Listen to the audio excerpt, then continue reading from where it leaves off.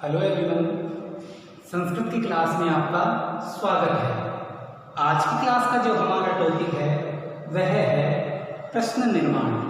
पिछली क्लास में भी हमने प्रश्न निर्माण के विषय में पढ़ा था, लेकिन वहां पर हमने किम शब्द की सहायता से प्रश्न निर्माण कैसे होता है ये सीखा था। आज की क्लास में हम किम शब्द के अलावा कुछ और भी शब्द आते हैं जिनकी सहायता से हम प्रश्न निर्माण कर सकते हैं, उनके बारे में आज हम इस क्लास में पढ़ेंगे।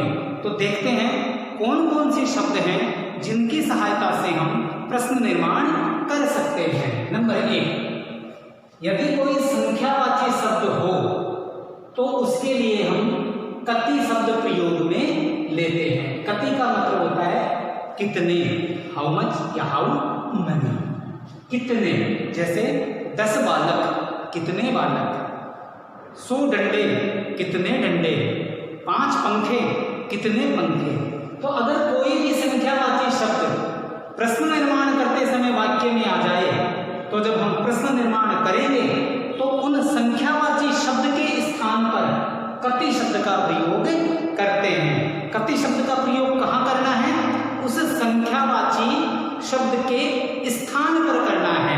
5 बालक, कितने बालक, ठीक है। तो जो संख्यावाची शब्द है उसको हटा देंगे और उसकी जगह कति शब्द लिख देंगे। उदाहरण देखो, चत्वारः वेदाः, 4 वेद। अब यहाँ पर जो 4 शब्द है वो क्या है? संख्यावाची है, काउंटेबल है। तो इस संख्यावाची शब्द के स्थान पर हम क्या करेंगे? कति शब्द का प्रयोग करेंगे। कति वेदाः। प्रश्न क्या बन जाएगा? कति वेदाः। कति किसके स्थान पर आया? संख्यावाची शब्द के स्थान पर। तो वाक्य में अगर कोई संख्यावाची शब्द आ जाता है तो प्रश्न निर्माण करते समय उस संख्यावाची शब्द के स्थान पर कति लिख देते हैं। दूसरा है प्रयोजन या उद्देश्य। प्रयोजन कहते हैं किसी उद्देश्य को, ठीक है।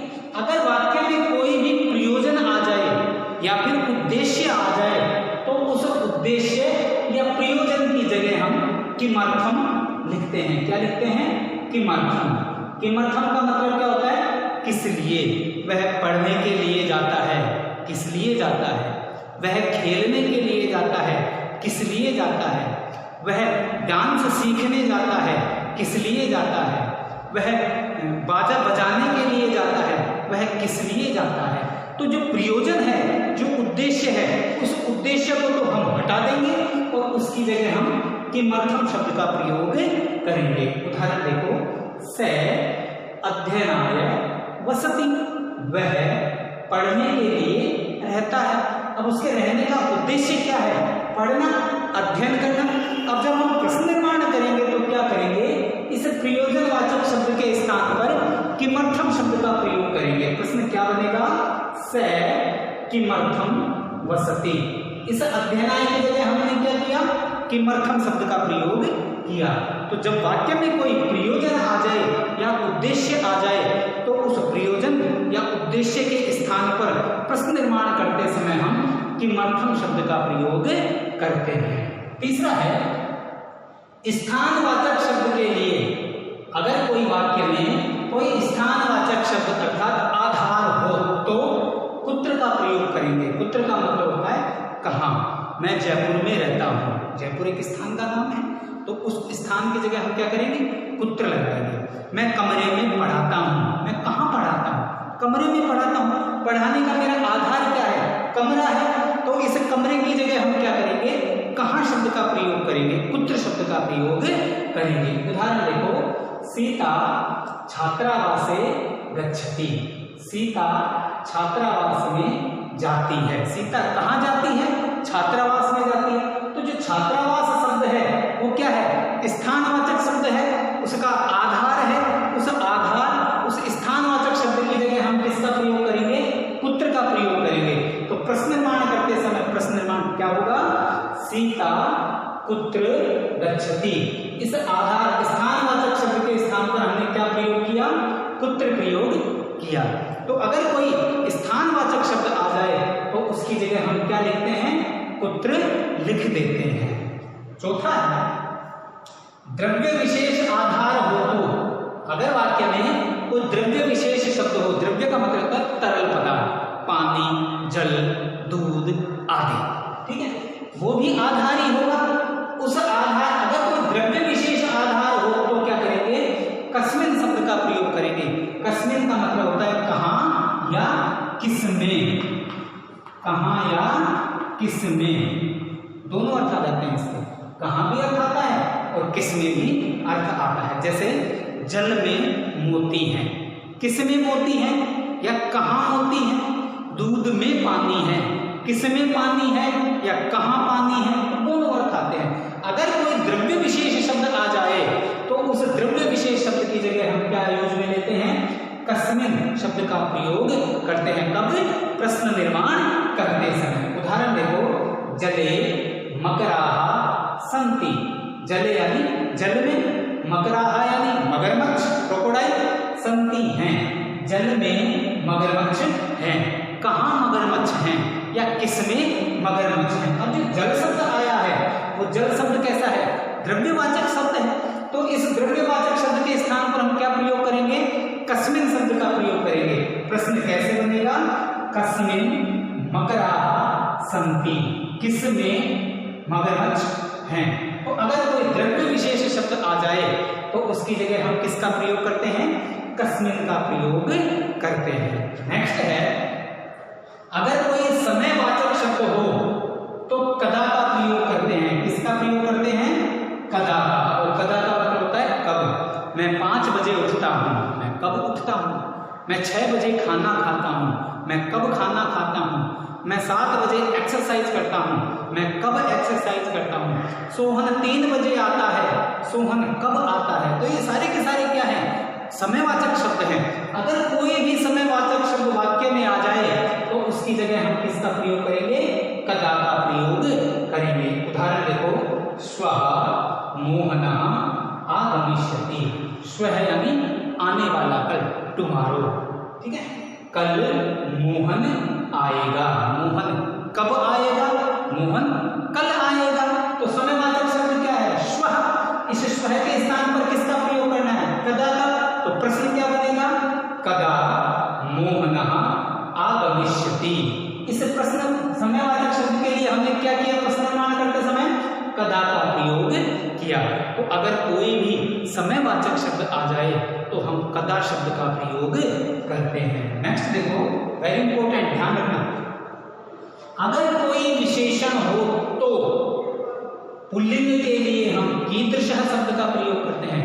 विशेषण तीनों लिंगों में हो सकता है, स्त्रीलिंग में भी आ सकता है, पुल्लिंग में भी आ सकता है और नपुंसकलिंग में भी आ सकता है। अगर विशेषण पुल्लिंग में आ जाए तो उसकी जगह हम कीदृश शब्द का प्रयोग करेंगे। जैसे चतुर बालक, कैसा बालक, कीदृश का मतलब क्या होता है, कैसा, कैसा बालक। चंचल बालक, कैसा बालक। उदंडी बालक, कैसा बालक। चतुर बालक, कैसा बालक। अगर विशेषण स्त्रीलिंग में हो तो कीदृशी का प्रयोग करते हैं। कीदृशी का मतलब भी कैसा ही होता है। निर्धना स्त्री, कैसी स्त्री।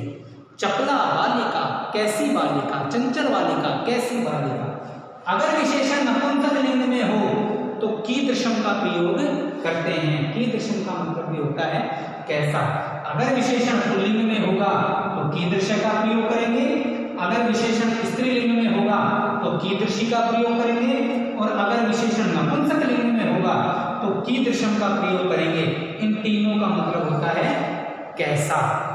उदाहरण देखो, सुंदर बालक, सुंदर बालक। अब ये जो सुंदर शब्द आया है वो क्या है, बालक की विशेषता है। विशेषता को हम क्या कहते हैं, विशेषण। मैंने आपको कर्मधारय समास पढ़ाया था, वहां पर उपमान कर्मधारय समास में 2 भेद पढ़ाए थे, विशेषण विशेष्य वाला और उपमान उपमेय वाला। उसमें मैंने आपको क्लियर बताया था विशेषण किसे कहते हैं, विशेष्य किसे कहते हैं, उपमान किसे कहते हैं और उपमेय किसे कहते हैं। तो यहाँ पर जो सुंदर शब्द है वो बालक की क्या है, विशेषता है। ये सुंदर शब्द क्या हो गया, विशेषण हो गया। अब बालक कैसा है, पुल्लिंग का है, तो ये भी क्या है, पुल्लिंग में। अब जब पुल्लिंग में आ जाए तो इसकी जगह हम क्या लिखते हैं, कीदृशः।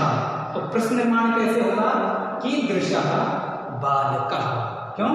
क्योंकि ये पुल्लिंग का है तो ये भी हमें पुल्लिंग का ही लेना पड़ेगा। प्रश्न क्या होगा? कीदृशः बालकः। दूसरा देखो, वृद्धा स्त्री, बूढ़ी स्त्री। कैसी स्त्री? बूढ़ी। तो अभी जो वृद्धा शब्द है वो स्त्री का क्या है? विशेषण है। तो अब स्त्री लिंग कौन सा? स्त्री, स्त्रीलिंग। तो इसकी जगह हम क्या करेंगे? कीदृशी शब्द का प्रयोग करेंगे। प्रश्न क्या बनेगा? कीदृशी स्त्री, कैसी स्त्री। इस विशेषण की जगह हमने क्या कर दिया? कीदृशी लगा दिया। क्यों? क्योंकि स्त्री जो है स्त्रीलिंग का रूप है। नेक्स्ट देखो, नीलम कमलम। नीला कमल, कमल कैसा है? नीला। ये नीला इसका क्या है? विशेषण। और ये नपुंसक लिंग में है तो ये भी नपुंसक लिंग में ही। अब प्रश्न निर्माण करते समय क्या करेंगे? इसकी जगह भी नपुंसक लिंग का ही रूप लिखेंगे। क्या बनेगा? कीदृशम कमलम। इस विशेषण की जगह क्या कर दिया? कीदृशम। तो अगर विशेषण पुल्लिंग में आ जाए तो कीदृशः लिखेंगे, विशेषण स्त्रीलिंग में आ जाए तो कीदृशी लिखेंगे, और विशेषण अगर नपुंसक लिंग में आ जाए तो कीदृशम लिखेंगे। अगला, अगर कोई क्रिया विशेषण हो, स्थिति विशेष हो, तो उसकी जगह हम क्या लिखते हैं? कथम लिखते हैं। कथम का मतलब होता है कैसा। जैसे मैं स्वस्थ हूं, मैं कैसा हूं? मेरी स्थिति विशेष का बोध हो रहा है। अगर किसी स्थिति विशेष का बोध हो, कोई क्रिया विशेषण का बोध हो, तो उसकी जगह हम कथम शब्द का प्रयोग करते हैं। और कथम का मतलब होता है कैसा। उदाहरण देखो, रामः रुग्णः अस्ति। राम रुग्ण यानी बीमार, अस्ति यानी है। राम कैसा है? राम बीमार है। अभी जो रुग्ण शब्द आया है ये क्या है? राम का क्रिया विशेषण है। तो इस क्रिया विशेषण की जगह हम क्या करेंगे? कथम शब्द का प्रयोग करेंगे। प्रश्न निर्माण कैसे होगा? रामः कथम अस्ति। इस क्रिया विशेषण की जगह हमने क्या लिया?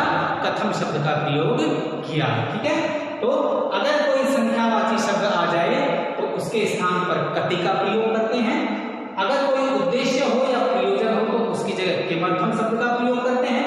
अगर कोई स्थानवाचक शब्द आ जाए उसकी जगह पुत्र का प्रयोग करते हैं। अगर कोई द्रव्य विशेष शब्द आ जाए तो उसकी जगह कस्मिन का प्रयोग करते हैं। अगर कोई समयवाचक शब्द आ जाए तो उसके लिए हम तथा का प्रयोग करते हैं। और अगर कोई विशेषण पुल्लिंग में हो तो कीदृशः, स्त्रीलिंग में हो तो कीदृशी, और नपुंसक लिंग में हो तो कीदृशम शब्द का प्रयोग करते हैं। तथा अगर कोई क्रिया विशेषण शब्द हो तो उसकी जगह हम कथम शब्द का प्रयोग करते हैं। इस प्रकार से हम इन शब्दों की सहायता से ही प्रश्न निर्माण बना सकते हैं।